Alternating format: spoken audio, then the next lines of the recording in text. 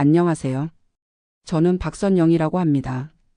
올해 67살이고 지금 미국 시애틀에서 살고 있어요. 제 이야기 좀 들어보세요. 아마 비슷한 경험을 하신 분들이 계실 거예요. 아침에 눈을 뜨면 제일 먼저 하는 일이 스마트폰을 보는 거예요. 한국 시간으로는 밤이니까 별로 올라온 것도 없을 텐데 그래도 습관적으로 페이스북을 켜죠. 그러면 어김없이 친구들의 화려한 근황들이 눈에 들어와요. 제주도 3박 4일 딸이 효도 여행 보내줬어요. 손자 돌잔치 5성급 호텔에서 했답니다. 오늘도 골프장에서 즐거운 하루. 이런 글들을 보고 있으면 마음이 이상해져요. 기쁘기도 하고 부럽기도 하고 그런데 또 뭔가 초라해지기도 하고. 내가 여기서 뭘 하고 있나 싶어지죠. 저희 아들 준호가 7년 전에 저를 시애틀로 모셔왔어요. 아들이 결혼을 하면서 엄마 이제 미국에서 같이 살아요. 여기가 공기도 좋고 복지도 좋잖아요 라고 했거든요. 그때는 정말 좋았어요. 해외에서 살 수 있다는 게 자랑스럽기도 했고 아들과 가까이 있을 수 있다는 것도 행복했어요. 처음 6개월은 정말 신기했어요. 모든 게 새롭고 깨끗하고 사람들은 친절하고. 마트에서 장을 볼 때도 와 이게 미국이구나 하면서 사진도 찍고 페이스북에도 올렸죠. 시애틀 생활 적응 중 공기 정말 좋아요. 그런데 시간이 지나면서 뭔가 달라지기 시작했어요. 아들은 회사 일이 바쁘고 며느리 제시카는 친절하긴 한데 영어로만 말하니까 깊은 대화는 어려워요. 제시카가 마마 how are you today? 라고 물어보면 저는 굿 땡큐밖에 못해요. 그러면 제시카도 웃으면서 끝이에요. 혼자 있는 시간이 정말 길어요. 아들은 아침 7시에 나가서 저녁 7시에 들어오고 제시카는 간호사라 시간이 불규칙해요. 손자 데이비드는 아직 2살이라 맨날 잠만 자고요. 그러면 저는 하루 종일 텔레비전만 보거나 스마트폰만 만지작거리게 돼요. 그러다가 페이스북을 보면 한국 친구들은 정말 바쁘게 사는 것 같아요. 중학교 동창 은정이는 맨날 어디 가서 맛있는 거 먹고 옆집에 살던 미영이는 요가 강사를 하면서 젊은 사람들하고 어울리고 저보다 나이가 많은 경숙이는 손자들이랑 놀이공원도 가고 뮤지컬도 보러 다녀요. 그럼 저는 뭔가 뒤처지는 기분이 들어요. 여기는 분명히 한국보다 좋은 곳이라고 했는데 왜 저는 이렇게 심심하고 외로울까요? 왜 친구들은 저보다 더 바쁘고 행복해 보일까요? 그래서 저도 페이스북에 뭔가 올려야겠다는 생각이 들어요. 손자 데이비드 사진을 찍어서 손자와 함께하는 시애틀 일상이라고 올리거나 스타벅스에서 커피 마시는 사진을 찍어서 여유로운 오후 미국 생활의 여유라고 올리죠. 근데 사실은 그 사진을 찍기 위해서 데이비드를 깨워야 했고 스타벅스도 할 일이 없어서 시간 때우려고 간 거거든요. 그런데 그런 건 안 써요. 좋은 것만 써요. 친구들이 댓글을 달아주면 기분이 좋아져요. 와, 선영아, 너 정말 잘 살고 있구나. 부럽다, 부러워. 미국 생활 어때? 손자가 혼혈이라 너무 이쁘다. 그러면 저도 대답을 해요. 여기는 정말 좋아요. 공기도 맑고 사람들도 친절하고요. 다들 한번 놀러 오세요. 하지만 정말로 누가 놀러 온다고 하면 또 부담스러워요. 우리 집은 그렇게 크지도 않고 아들 며느리한테 폐가 될 것 같고 뭘 보여드릴 건지도 막막해요. 그러다가 몇 달 전에 충격적인 일이 있었어요. 페이스북에서 제일 부러워했던 친구 은정이한테 갑자기 전화가 온 거예요. 한국 시간으로 밤 11시였는데 은정이 목소리가 완전히 다르더라고요. 선영아, 나 요즘 너무 힘들어. 응? 왜? 페이스북 보니까 맨날 여행 다니고 맛있는 것도 먹고 그러던데? 그게 다 허상이야. 나 지금 당뇨 때문에 병원 다니고 있고 남편은 작년에 사업 실패해서 빚만 늘어가고 있어. 여행이라고 올린 것도 병원 검사 받으러 서울 갔다가 찍은 거야. 저는 정말 놀랐어요. 그렇게 행복해 보이던 은정이가 사실은 저보다 더 힘든 상황이었던 거예요. 그럼 왜 페이스북에는 그렇게 좋은 것만 올려? 부끄러우니까. 다들 잘 사는 것 같은데 나만 못 사는 것 같잖아. 특히 너는 미국에서 사니까 얼마나 부러운데. 내가? 나도 여기서 매일 심심해서 죽겠는데? 그때 깨달았어요. 우리가 서로를 부러워하고 있었다는 걸. 은정이는 제가 미국에서 여유롭게 산다고 생각했고 저는 은정이가 한국에서 활발하게 산다고 생각했던 거죠. 그 통화를 끝내고 나서 며칠 동안 잠이 안 왔어요. 그동안 제가 얼마나 바보같이 살았나 싶어서요. 다른 사람들의 페이스북만 보면서 제 인생을 비교하고 저도 거짓 포장해서 올리고. 그래서 용기를 내서 아들한테 말했어요. 준호야, 엄마가 요즘 좀 외로워. 아, 엄마. 미안해요. 제가 너무 바빴나 봐요. 아니야, 너희가 바쁜 거 알고 있어. 그런데 엄마가 여기서 할 일이 없어서 그래. 아들이 며칠 고민하더니 지역 한인회를 소개해 줬어요. 거기서 한국어로 이야기할 수 있는 어르신들도 만나고 같이 운동도 하고 가끔 한국 음식도 해먹는다고 하더라고요. 처음에는 좀 부끄러웠어요. 새로운 사람들을 만나는 것도 어색하고 혹시 저보다 잘 사는 사람들이면 어떡하나 싶기도 하고요. 그런데 가보니까 다들 비슷한 상황이더라고요. 자식 따라온 분들, 혼자 계신 분들, 언어 때문에 어려움을 겪는 분들. 모두가 저처럼 외롭고 심심했던 거예요. 특히 인상 깊었던 분이 김정자 할머니예요. 75세인데 손자 봐주려고 딸 따라 캐나다에서 10년째 사신대요. 그분도 처음에는 페이스북 보면서 한국 친구들이 부러웠다고 하시더라고요. 그런데 언젠가 깨달았어요. 행복이란 게 남하고 비교해서 나오는 게 아니라는 걸. 나만의 작은 기쁨들을 찾는 거라는 걸요. 정자 할머니는 지금 동네 커뮤니티 센터에서 한국어를 가르치고 계세요. 캐나다 사람들한테요. 처음에는 영어를 못해서 위축되었는데 오히려 한국어를 할 수 있다는 게 장점이 된 거죠. 저도 그 말이 마음에 와닿았어요. 제가 여기서 할 수 있는 일이 뭐가 있을까 생각해 봤어요. 그래서 한인회에서 새로 오신 분들 도우는 일을 시작했어요. 병원 갈 때 같이 가드리고 생활 정보도 알려드리고요. 영어는 서툴지만 35년간 영어 선생님을 했으니까 기본기는 있거든요. 그리고 7년 동안 여기서 살면서 터득한 것들도 있고요. 누군가에게는 제가 도움이 될 수 있다는 걸 알았어요. 며느리 제시카와도 조금씩 가까워지고 있어요. 제가 영어를 배우려고 노력하니까 제시카도 한국어에 관심을 보이더라고요. 이제는 간단한 한국 요리도 같이 해요. 김치볶음밥이나 불고기 같은 거요. 마마 코리안 푸드 베리 딜리셔스 라고 하면서 엄지손가락을 치켜 세우는 제시카를 보면 정말 귀여워요. 서툰 한국어로 사랑해요 엄마라고 할 때는 눈물이 날 뻔했어요. 손자 데이비드도 이제 한국어를 조금씩 알아들어요. 할머니라고 부를 때는 정말 가슴이 뭉클해요. 이 아이가 자라서 한국 문화도 알고 영어와 한국어를 다 할 수 있으면 얼마나 좋을까요? 요즘은 페이스북을 보는 방식이 달라졌어요. 친구들의 화려한 게시물을 보면서 부러워하는 대신 아, 저분도 좋은 순간을 기록하고 싶어 하시는구나 하고 생각해요. 그리고 댓글도 진심으로 달아줘요. 정말 좋아 보여요. 행복하세요. 저도 이제는 진짜 일상을 올려요.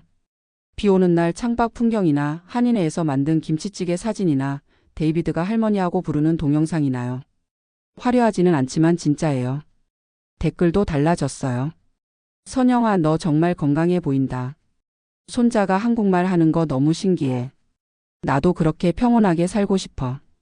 평온하게. 그래요, 제 인생이 평온해진 것 같아요.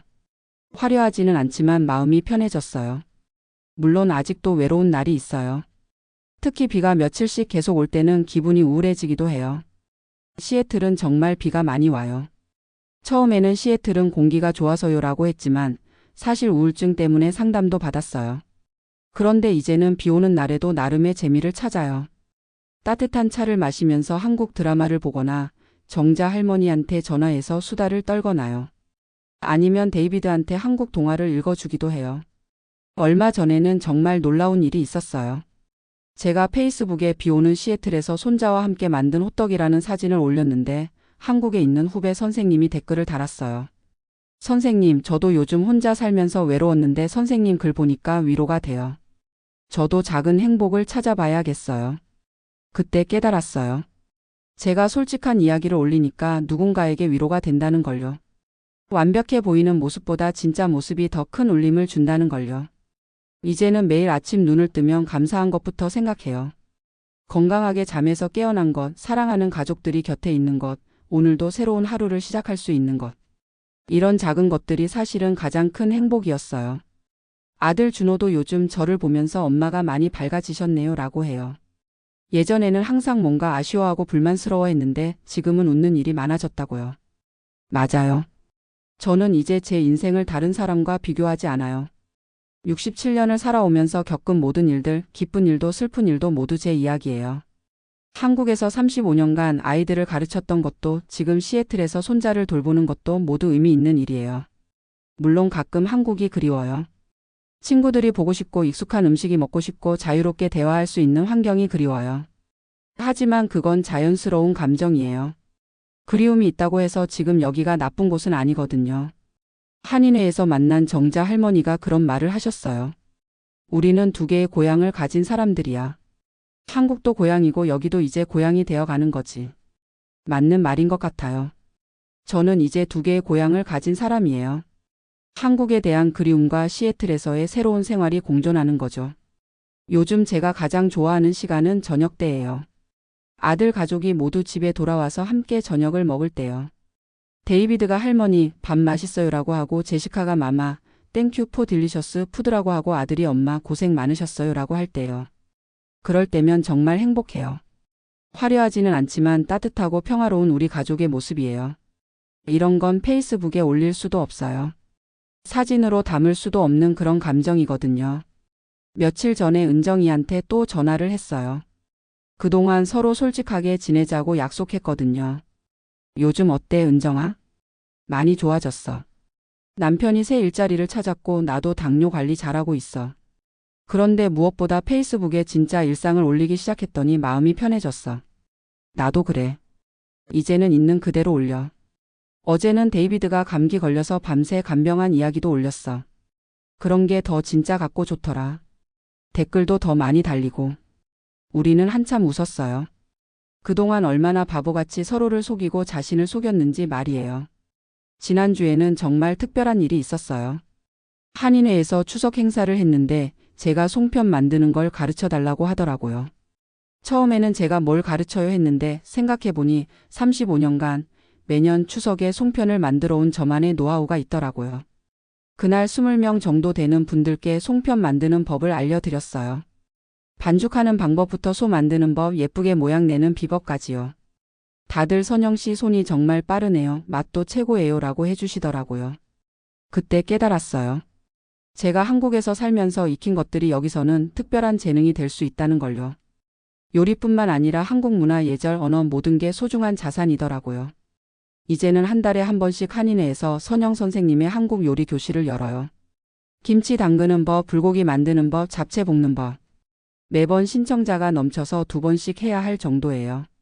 며느리 제시카도 참석해요. 한국계 이세라지만 어머니가 돌아가시면서 한국 요리를 배울 기회가 없었다고 하더라고요. 이제는 제시카가 제 제자 중에서 제일 열심히 배워요. 마마 아이 원트 투 쿠 코리안 푸드 포 데이비드라고 하면서 열심히 메모하는 모습이 너무 예뻐요. 그리고 집에서도 엄마라고 부르기 시작했어요. 마마에서 엄마로요. 그 한 글자 차이가 이렇게 큰 의미가 있는지 몰랐어요. 아들 준호도 변했어요. 예전에는 제가 외롭다고 하면 미안해하기만 했는데 이제는 제 활동을 자랑스러워해요. 엄마 회사 사람들이 엄마 요리 이야기 들으면 다들 부러워해요. 한국 음식 배우고 싶다는 사람도 많고요.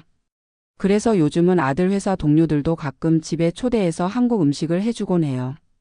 처음에는 영어가 걸리지 했는데 음식 앞에서는 언어가 크게 중요하지 않더라고요. 딜리셔스라는 말과 엄지손가락만 있으면 충분해요. 페이스북에도 이런 모습들을 올려요. 요리교실 사진, 제시카와 함께 김치 담그는 영상, 데이비드가 젓가락질 연습하는 모습. 진짜 일상의 모습들이죠. 댓글들도 달라졌어요. 선영아, 너 정말 멋있게 살고 있구나. 나도 뭔가 해봐야겠어. 요리 솜씨가 그대로네. 우리 학교에서 가르칠 때가 생각나. 며느리와 저렇게 친하게 지내는 거 보니까 참 보기 좋다. 이런 댓글들을 보면 뿌듯해요. 제 진짜 모습을 보여드렸는데도 좋아해 주시니까요. 요즘 제일 기대되는 일은 내년 봄에 한국에 갔다 오는 거예요. 아들이 가족 여행으로 한국에 가자고 하더라고요. 데이비드에게 할머니의 고향을 보여주고 싶다고요. 3년 만에 가는 한국이에요. 그동안 친구들을 만나지 못했거든요. 코로나도 있었고 여러 가지 사정도 있었고요. 이번에는 정말로 만나서 진짜 이야기를 나누고 싶어요. 페이스북이 아닌 진짜 얼굴을 보면서요. 그리고 친구들에게 말해주고 싶어요. 행복이란 게 거창한 데 있는 게 아니라 아주 작은 일상에 숨어 있다는 걸요. 손자가 할머니라고 부를 때, 며느리가 엄마라고 부를 때, 누군가에게 도움이 될 수 있을 때 그런 순간들이 진짜 행복이라는 걸요. 어제 데이비드가 처음으로 한국어로 사랑해요 할머니라고 했어요. 발음은 서툴렀지만 제 마음에는 그 어떤 말보다 달콤하게 들렸어요. 그 순간 저는 세상에서 가장 행복한 할머니였어요. 그런 순간들은 페이스북에 올려도 사진으로는 다 표현이 안 돼요. 하지만 상관없어요. 제 마음속에 고이 간직하면 되니까요. 이제는 매일 밤 잠들기 전에 일기를 써요. 오늘 있었던 감사한 일들을 적어요. 작은 것부터 큰 것까지 모두요. 그러다 보니 하루하루가 얼마나 소중한지 알게 됐어요. 시애틀의 비도 이제는 친구 같아요. 처음에는 우울하게 만들던 비가 이제는 조용한 시간을 선물해주는 고마운 존재가 됐어요. 비 오는 날에는 창가에 앉아서 따뜻한 차를 마시며 한국에 있는 사람들을 생각해요. 그러면 마음이 평온해져요. 67살의 나이에 새로운 인생을 시작한다는 게 쉽지는 않았어요. 하지만 불가능한 것도 아니더라고요. 중요한 건 다른 사람과 비교하지 않고 내 속도대로 천천히 가는 거였어요. 페이스북을 처음 시작했을 때는 남들에게 보여주기 위해서였어요. 그런데 이제는 제 이야기를 기록하기 위해서 써요. 언젠가 데이비드가 자라서 할머니가 어떻게 살았는지 궁금해할 때 보여줄 수 있도록요. 할머니는 한국에서 태어나서 미국에서 너를 키웠단다. 두 나라의 문화를 모두 너에게 물려주고 싶었어. 그래서 할머니가 이렇게 열심히 살았던 거야. 언젠가 데이비드에게 이런 이야기를 해주고 싶어요. 할머니의 인생이 결코 헛되지 않았다는 걸 보여주고 싶어요. 오늘도 창밖에 비가 내려요. 하지만 마음은 따뜻해요. 곧 아들이 회사에서 돌아올 거고 제시카도 병원에서 돌아올 거고 데이비드는 낮잠에서 깰 거예요. 그러면 저녁 준비를 해야죠. 오늘은 김치찌개를 끓여볼까 해요. 제시카가 요즘 김치찌개를 좋아하거든요. 페이스북을 보니까 은정이가 또 글을 올렸네요. 오늘은 남편과 동네 산책. 소박하지만 행복한 하루였습니다. 이제는 이런 글이 더 좋아요. 진짜 행복이 느껴지거든요. 저도 댓글을 달아줘야겠어요. 정말 보기 좋아요. 소박한 행복이 최고죠. 그리고 저도 오늘의 일상을 올려볼까 해요. 시애틀에 비가 내려도 마음은 맑음. 손자와 함께하는 평범한 일상에 감사합니다. 화려하지는 않지만 진짜예요. 그리고 이런 진짜가 더 따뜻하고 아름답다는 걸 이제는 알아요. 67년을 살아오면서 많은 걸 배웠지만 가장 중요한 건 이거였어요. 행복은 남과 비교해서 오는 게 아니라 내 마음에서 시작되는 거라는 것. 그리고 가장 작은 일상 속에 가장 큰 행복이 숨어 있다는 것. 이제 저는 페이스북을 보면서 부러워하지 않아요. 대신 친구들의 행복을 진심으로 축하해주고 제 행복도 솔직하게 나눠요. 그러니까 마음이 이렇게 편해진 거예요. 오늘도 감사한 하루였습니다. 내일도 분명 감사한 하루가 될 거예요. 왜냐하면 저는 이제 감사할 줄 아는 사람이 됐거든요.